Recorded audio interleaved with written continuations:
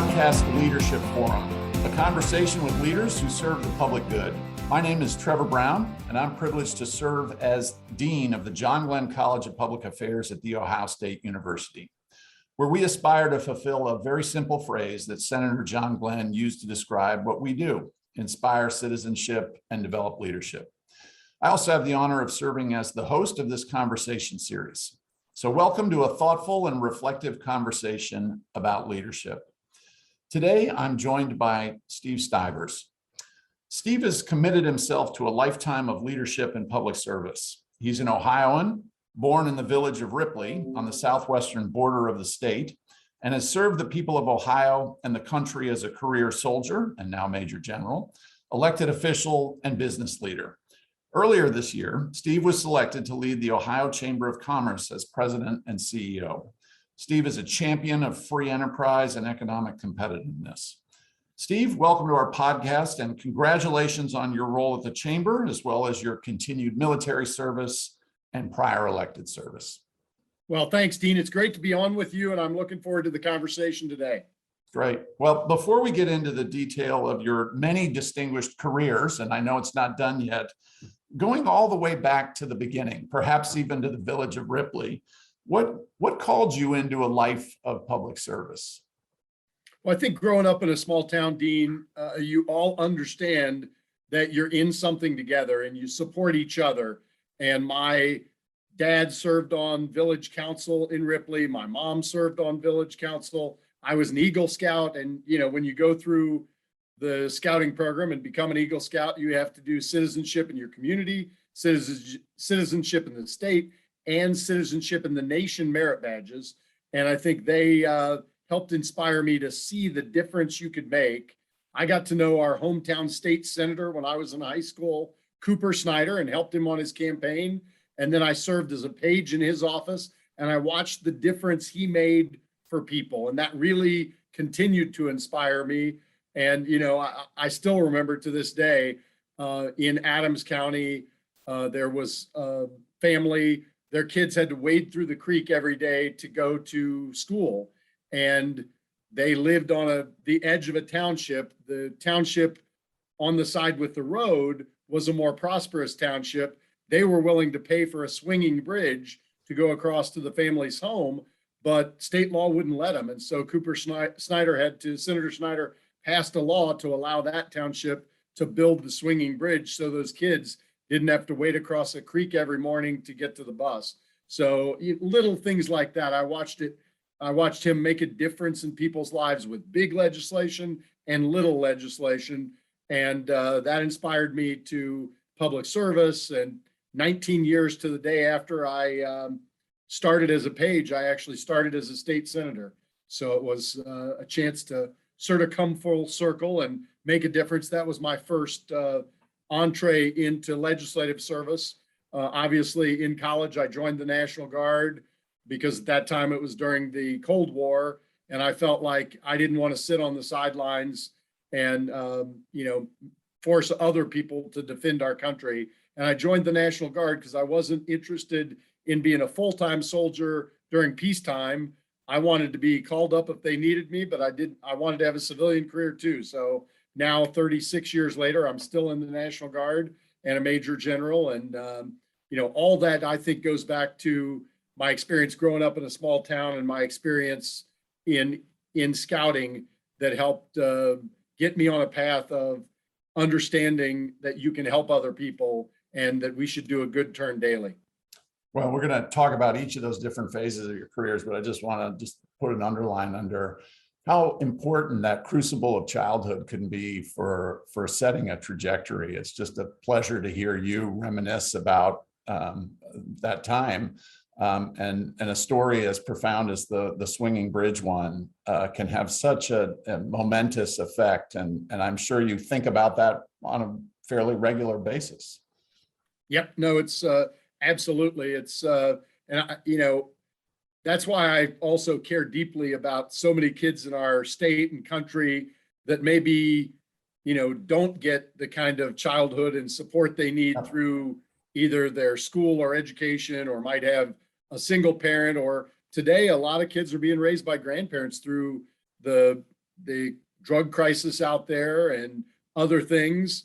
And so we need to create a community where lots of people support our kids. My mother and father were divorced, and one of my cousins, Richard Zachman, became our scout leader and was a great mentor to me as a kid. So it doesn't have to just be a mother and father. There are lots of influences on people's lives. Fielder Pitzer, one of my teachers, who was my economics and government and history teacher, had a profound impact on my life. Well, let's pivot to education. You got an MBA at Ohio State University. Go Bucks! And then you began your working career for the Ohio Company and then Bank One, which is now J.P. Morgan Chase. And you focused on financial services when you went to Congress, and you now represent 8,000 Ohio businesses through the chamber. Let's talk a little bit about your new role in the chamber. What are you focused on first, and what are your priorities for the chamber? Well, the Chamber of Commerce is the voice of Ohio business. And, our long-term focus is to create a prosperous Ohio where every individual, all 11 million people, hopefully more, have a chance to live their economic dream in the place and where they choose to live. So, right now we have a great economic engine in Columbus, Ohio, a pretty good economic engine in Cincinnati, Ohio, but we have some areas that are struggling: Youngstown, Toledo, Akron, Canton, Mansfield. So we need to make sure that we support growth everywhere. And we've got this thing at the chamber we're creating called the Blueprint for Ohio's Economic Future. It's a 15-year plan to make Ohio the most competitive state in the country and one of the most competitive locations in the world for business to operate. That means small business and entrepreneurs as well as big businesses. And just to put in perspective where our journey needs to go, CNBC just did a ranking, and Ohio was ranked 10th most competitive in the country, mostly because of our lower cost of doing business. On workforce, we were 38th, I believe. On business regulation and business friendliness, we were 47th. So we've got some work to do, but if we can improve business friendliness and we can improve workforce, then we can actually, I think, be in the top 10. And I'd love to be number one in the next 5 to 10 years. And I think it's a doable mission. We just have to get after it and start focusing on it. So it's an exciting time to be at the chamber. And there are 318,000 employers in Ohio. 8,000 of those pay member dues to the Ohio Chamber. We're growing that, but we still only have a tiny fraction of the 318,000 Ohio businesses that pay dues to the chamber. But I see myself as a representative of all 318,000 employers in Ohio, big, small, every sector, and we want to make them all competitive and do well. So we live in an era right now where we're hyper aware of diversity, the differences between us, but we often don't think of the business community as a diverse body. And yet you've just described it in a way where you've got big, small, you've got different parts of the state. I would imagine you've got different kinds of industries, and they all need different kinds of things. Talk about the leadership challenges of representing those 8,000 diverse different businesses, and how you sort out where to focus your energies. Well, and thank you. That's a great question, Dean Brown. And the chamber, for example, has health systems, hospital systems, and pharma members, but we also have healthcare insurance company members. We have energy users, energy providers. There are lots of things they will disagree on, but there are lots of things that they can agree on. And our job as a convener is to bring them together on the big picture issues that can make America, and more importantly, Ohio, more competitive, and have those conversations and move forward on those things. I'll stay with the healthcare example, where the chamber is working to convene with both pharma and hospital systems, insurance companies, and employers to have a conversation about healthcare transformation, where we can focus on improving health outcomes and reducing cost. If we do that, our employer members will see lower absenteeism, higher productivity, longer employment and longevity of their employees, and hopefully reduce cost at the same time. And the provider members will see stable cash flows at a minimum, with incentives for the outcomes we want, better health, better productivity, lower absenteeism, all those things. So I think it's a great opportunity to improve health outcomes for our employees, create more productive companies, and at the same time, hopefully reduced healthcare costs along the way. So there are things we can come together on, even when there are diverse communities. And while we're talking about diversity, I want to, for a minute, also talk about the Chamber's commitment to diversity, equity, and inclusion. Until the young kids in inner city Columbus and Cleveland think that starting a business is part of their way out of their economic circumstances, then I feel like we haven't done our job. And, if you think about a lot of inner city kids that might aspire to be the next LeBron James, making it in the NBA or the NFL is 1 in 1,000 shot. But 1 out of every 2 businesses that is started survives and thrives. So it is a much brighter path for them. But I think a lot of, lower socioeconomic folks, regardless of race or sex, think, oh, starting a business, that's for rich people or that's for everybody else. We want people to understand that entrepreneurism and starting a business is something that they can do regardless of their economic circumstance, geographic circumstance, and we want to support that kind of entrepreneurial activity all throughout Ohio, in our rural areas, in our urban areas, and in our suburban areas. So it's inspiring to hear you talk through your process a little bit. I mean, those are some exciting developments that are coming out of the chamber and ultimately, hopefully, to the benefit of Ohio and its residents. How do you, just as you reflect on your role as CEO and president, how do you bring people together? How do you get to that win-win? How do you get to that place? So I hear the mechanics of how it makes sense in the example you gave, but just as you abstract, what's your process for making people see, hey, there's a place where there's some commonality? Well, it starts but with the end in mind, and you have to show people and get people to buy into the end state of, for example, on healthcare, more affordable healthcare with better health outcomes and stable cash flows to providers with, incentives to providers for the behaviors that we want.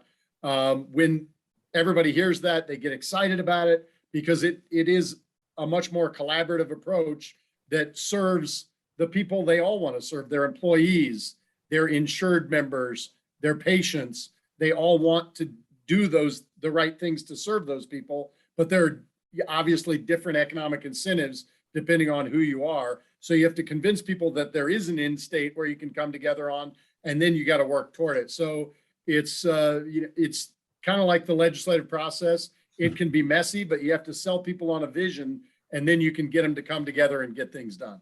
Well, so let's switch to that. You were elected to represent Ohio's 15th congressional district for a decade. And before that, you served in the Ohio Senate. That's close to 15 years of elected service. Over the years you served, there was a coarsening of public conversation and a growing mistrust of government and legislative institutions, both at the state and at the federal level. How did you deal with that and maintain trust with your constituents? Well, I think communications is the best way to continue to have trust, both as a military leader, a public servant, and now a nonprofit executive that serves our members.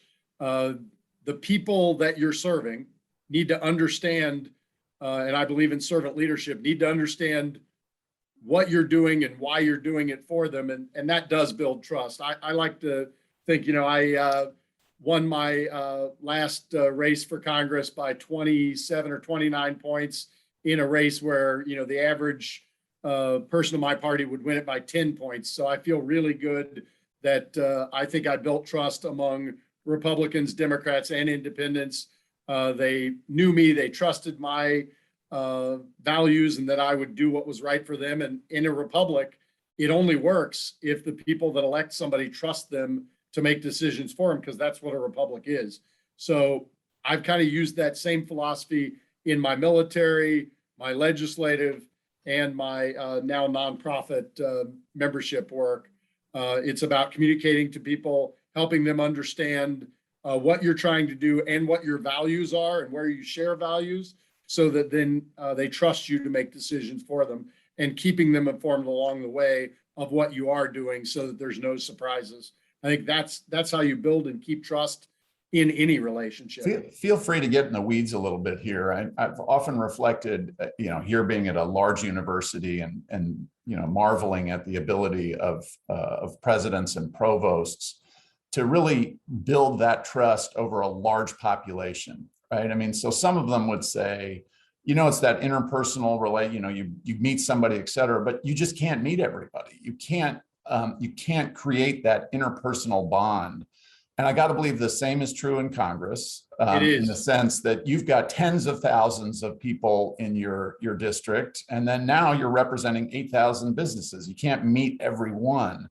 So how do you do that when you can't do what you and I are even doing right now, which is talking to each other virtually? How do you do Dean, that? I think the key to that is showing people, there's tools now on social media and mass communications. And Gordon Gee was a master at this, where he would have a personal interaction with 2 or 3 students. And of course, it was in the Lantern, and, he got it on social media so that, when people see him interacting with another student that they might be able to relate to, they can put themselves in that student's shoes and say, oh, this, he really cares about what I think. He wants to interact with us. So it's important, like when I go on the road and I'm meeting members, like you said, we have 8,000 members. I've probably only met in person of our 8,000 members, 200 or 300 of them so far. And but when I do go on the road, whether it's to a small business, big business, we send that information out in mass communication form so that other members that might see it can relate to it and help build trust. The same thing I did when I was in Congress. We did a lot of telephone town halls. We did we did some live town halls. We did a lot of personal meetings and interactions. And then we shared that on mass media, be it television or social media, to help people understand that I was out there and listening, because it's really about, in many ways, and the same thing as you move up in the military. When I was a company commander, I could know all 100 of my soldiers, but when I became a battalion commander and I had 600 soldiers, I didn't know them all. When I became a brigade commander, a regiment commander, and we had 2,400, 2,500 folks in our ranks, there was no way to know them all. And now I'm an assistant adjutant general in a military Army and Air that has 16,500 soldiers and airmen, and there's no way I can know them all. So as you move up, written and mass communication take on much more important roles. And you need to understand social media. You need to understand mass communication through television and radio. You need to understand other forms, mass emails and other communications that you can do to communicate with folks, because you're not going to have direct one-on-one interaction. The Army does a really good job of doing a lot of training about how communication needs to change as you move up the ranks. And I've tried to pay attention to that and use those lessons in my civilian and public service roles as well. So this is great. And bear with me here. This is kind of a meta question that might get too abstract, but I think it's an important one, which is just reflecting on you talking right now about your role in the military. I would assume that part of the allegiance of those that follow is to the role, right? To the role of whatever position you're in, adjutant, assistant general. And then in Congress, it's very interpersonal, even if it's not direct contact, in that it's I'm voting for Steve Stivers, the person, right? And so it's the person and the role. And I wonder now, and I know you're only 6 months in, as you think about building that trust right now in the chamber, is it with Steve Stivers? Is it with CEO and president, the role, or is it with the organization, the chamber, right?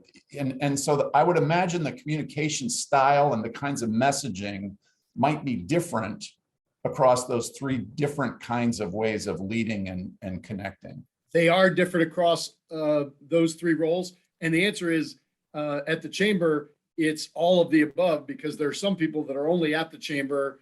On my first day, a friend of mine called me and said, "Hey, I want to join the chamber because you're there."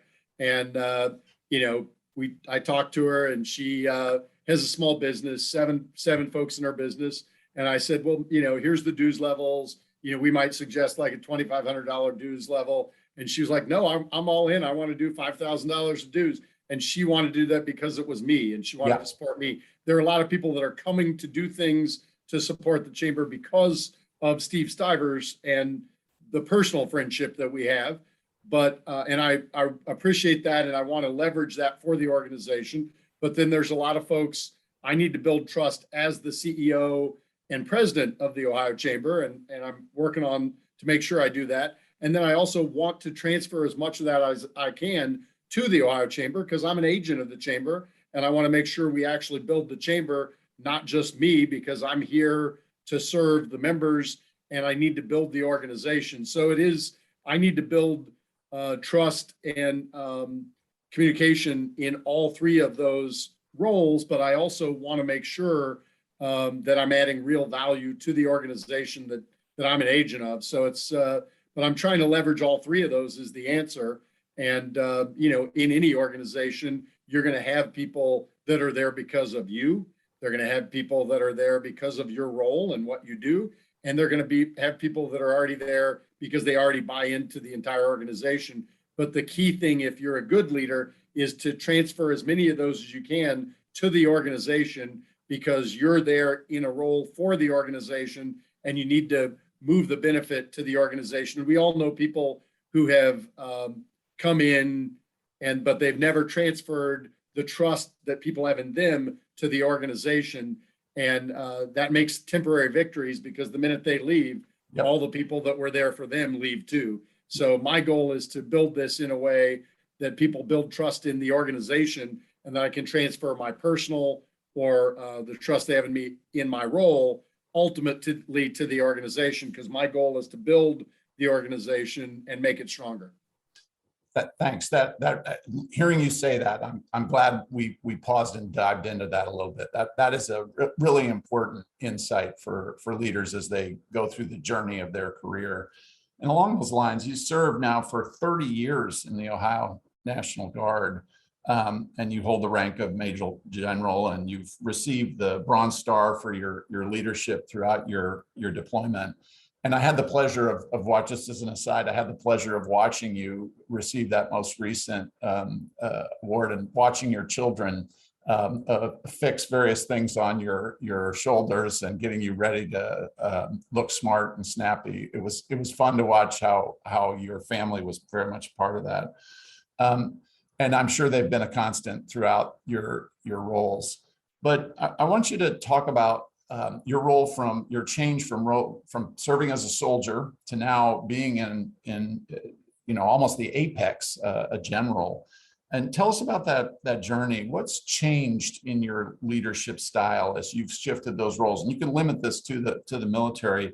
And then what's stayed the same? What's been constant and what's changed? Well, thanks. And I think what's been constant, in my opinion, is my values and the things that I'm focused on. But your style has to change as you move up and through the roles. I already talked about how communication style goes from one-to-one when you start, and you have a more direct supervision role in any organization, but in the military. But then it becomes one-to-many as you move up. And the higher you go in any organization, that happens. But you have to change your style based on the role you're in as well, and who your audience is. because the whole point of leadership is influence. If you can't influence the people that you're working with, then you aren't really leading. John Boehner used to say, if you're trying to lead a parade and nobody follows you, you're just a man on a walk. So it's you've got to actually get people to follow you, and so you have to understand the people you're leading and what will influence them. And frankly, what influences soldiers is a little different than what might influence folks that are civilians, and they're looking for a little bit more, direct leadership and understanding, what they're going to do and what the end state is. They really want to know, what am I doing? Why am I doing it? So they can make important decisions along any mission you assign them. So while my leadership style has definitely changed, I think my values have stayed the same. And I think that's a really important key. You don't have to change who you are. And when I say change leadership style, it doesn't really mean you're changing who you are at all. You're changing the way you're interacting with your, in this case, soldiers or employees or followers, because you need to influence them. And so clearly my leadership style has morphed over the years because, frankly, dealing with millennials is way different than, dealing with folks who are Gen X or even baby boomers when I started, my career in the military. So since we're talking about the military, I do want to just dive in a little bit more. What makes service in the military unique? And then the flip, what are those important skills that are cultivated in the military that are transferable to other contexts? And then finally, what do you tell those in the Ohio Chamber, the members, about the value of hiring veterans? Those are really great and important questions. And what makes military service different than any other career or job? And there are a few other, first responders, but when you write a military contract and you sign up and join the military, you're essentially signing in blood, and you're saying, I'll put my life on the line. And you pay with your time, but you also sometimes can pay with your life in military service. And that is a very different kind of service than almost anything else you do in public service and definitely in private life. The most transferable skills that veterans have are two things. One is teamwork, and the other is they understand mission accomplishment and getting things done. And you really can't, there are other organizations that can instill those lessons in someone, but nothing does it like having your life on the line potentially. And so I think veterans are the best team players you'll ever find. They understand getting things done and mission accomplishment better than anybody else I've ever met. That's why when I talk to our members about hiring veterans, I push it as hard as I can. And we're making a new effort in 2022 to encourage more chamber companies to hire veterans. We're going to be engaging with some partners in that effort. It's still an early effort, but I'm super excited about it because we have thousands and thousands of veterans in Ohio. Ohio has the sixth most number of veterans anywhere in the country, and we need to encourage more veterans to come back to Ohio when they complete their military service. I think a lot of them, go through lots of places and then don't always come back home to Ohio, but they're amazing asset to our economy if we can get them to come back again, because they understand teamwork and they understand mission accomplishment. So the chamber is going to be getting involved in some veteran hiring efforts in the near future. Excellent. Well, that is something we are very committed to here at the Glenn College and at Ohio State University. I know Ohio State's been a great destination for veterans to come get their higher education, and they're committed to serving veterans. And I really appreciate that commitment as a veteran myself. So thanks to not just the Glenn School, but all of Ohio State for that commitment. Yep. No, it is in the water here. So let's pull this conversation to a close. And you've shared so many great pieces of wisdom, but as you look back across the various roles you've played, soldier, general, congressman, and now president and CEO, what are the one or two primary leadership lessons that you've learned that have really stuck out to you that perhaps you didn't learn in the Eagle Scouts? Now as you've grown in your roles, what are some additional pieces of wisdom you'd offer? Well, my number one lesson to anybody is don't be afraid of failure. Failure is a step to success. And I think there's so many young folks, and when I was young, fear of failure probably drove me more than anything. That's okay. Whatever motivates you. But failure is an important step to success. And, we're not going to succeed at everything we do, and that's okay. And when you're young, trying new things and failing helps you know what you might not want to do, but if you're really committed to doing something, it can show you how not to try to do it. So you can learn very important lessons from failure. I think that's my number one lesson is failure is something you shouldn't be scared of. Number two, success is all a function of hard work and perseverance. Again, it goes back to you're not going to succeed at everything you do, but stay at it. And if you really want to do it, you can make it happen. Those are really important leadership lessons that I think, some people, when they fail, give up immediately. Well, if you really want it, don't give up. When I first ran for Congress, I lost. Mm-hmm. And I lost by 2,134 votes, and I will never forget that. And I ran again 2 years later and won by over 15,000 votes. So it was a massive shift and it was the same person I ran against. It was a different year, different environment, but I learned a lot of lessons from that failure and applied them to the next race, and then I won. So don't be afraid of failure, work hard and persevere, and you'll be amazed at what you can accomplish. The other lesson that I've learned through all my trials and tribulations is don't hog the credit. When you're willing to share the credit, it's amazing the kind of things you can get done. Well, Steve, thanks for talking with me today. And most importantly, thanks for your service to the state of Ohio and the nation. I just want to offer my humble appreciation for, I know, the numerous sacrifices you've had to make to serve on all of our behalf. So thank you.